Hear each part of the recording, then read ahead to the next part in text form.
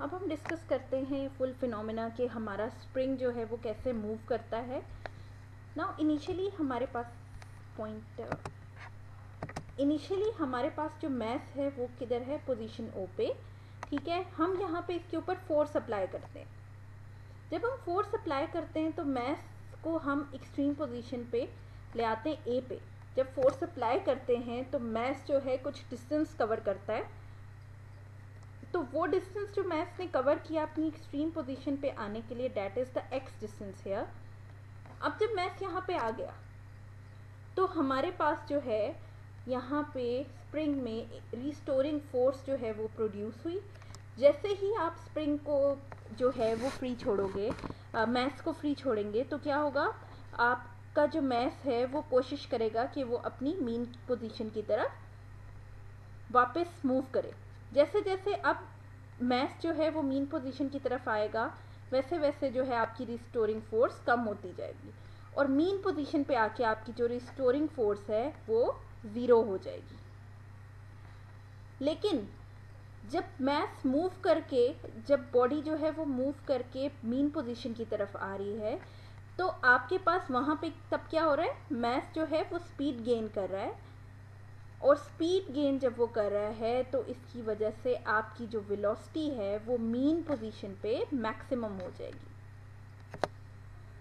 अब उसके बाद क्या है आपके पास, अब बॉडी जो है वो यहाँ पे मीन पोजीशन पे आके आपके पास रिस्टोरिंग फोर्स तो ज़ीरो हो गई, लेकिन यहाँ पे फर्स्ट लॉ ऑफ मोशन आपका अप्लाई होता है कि यहाँ पे लॉ ऑफ इनर्शिया लगता है कि बॉडी जो है वो यहाँ पे आके, क्योंकि वो स्पीड से आ रही है, वो एकदम स्टॉप नहीं करेगी, तो ड्यू टू इनर्शिया वो अपनी दूसरी एक्सट्रीम पोजीशन बी पे बॉडी जो है वो मूव कर जाएगी। ये याद रखिएगा, यहाँ पे आपके पास जो है रिस्टोरिंग फोर्स ज़ीरो हो गई थी, लेकिन बॉडी जो आपके पास मीन पोजीशन से आगे एक्सट्रीम पोजीशन बी तक गई है, that is due to the inertia. अब जब बॉडी एक्सट्रीम पोजीशन पे आ गई तो अगेन क्या है, आपकी बॉडी में आपके पास क्या हुआ, इसने एक्स डिस्टेंस इस साइड पे भी कवर किया, यहाँ पे भी बॉडी में रिस्टोरिंग फोर्स प्रोड्यूस हुई और रिस्टोरिंग फोर्स की वजह से बॉडी दोबारा से जो है वो मीन पोजीशन की तरफ आएगी और मीन पोजीशन पे यहाँ पे आके जो है आपके पास रिस्टोरिंग फोर्स ज़ीरो हो जाएगी। एंड फिर दोबारा से जो है यहाँ पे आपके पास जो है, क्योंकि बॉडी स्पीड से आ रही है, यहाँ पे इनर्शिया है, इनर्शिया की वजह से बॉडी स्टॉप नहीं होगी और वो दोबारा से एक्सट्रीम पोजीशन ए तक आ जाएगी। और इस फिनोमिना से अगेन एंड अगेन आपका इसका टू एंड फ्रो मोशन जो है वो,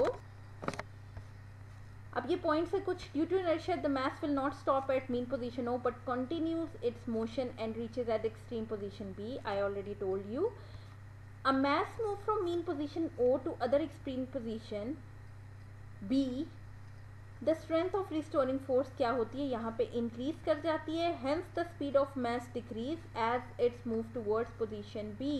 अब position B पे जब वो आते हैं तो आपके पास क्या होता है, inertia की वजह से पोजीशन बी तक आते आते आपके पास स्ट्रेंथ जो है वो रिस्टोरिंग फोर्स जो है, जो स्पीड है, सॉरी, आपके पास जब वो पोजीशन बी पे आते हैं तो आपके पास स्पीड जो है वो डिक्रीज हो जाती है। ठीक है, और जिसकी वजह से वो एक्सट्रीम पोजीशन बी पे आके रुक जाता है।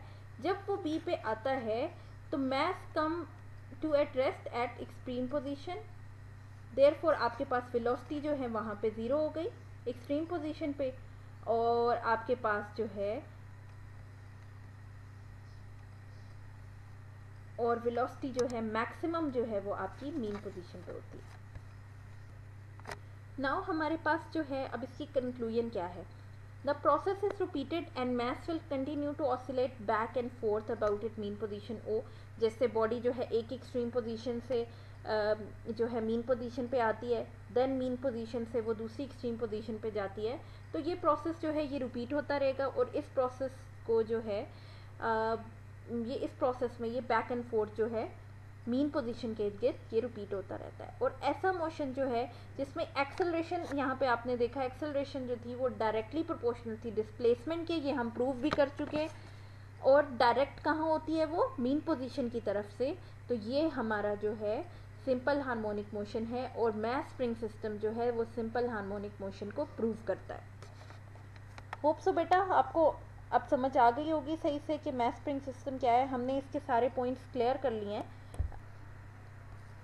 नाउ हमारे पास आखिर में जो है टाइम पीरियड जो सिंपल पेंडुलम का है वो क्या है, t equals to 2 pi math under root math over constant, spring constant.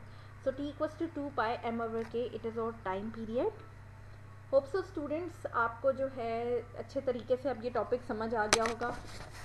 If आपको कोई भी क्यूरी है, कोई भी प्रॉब्लम है, तो आप जो है कमेंट करके आप डिस्कस कर सकते हो। Thank you so much.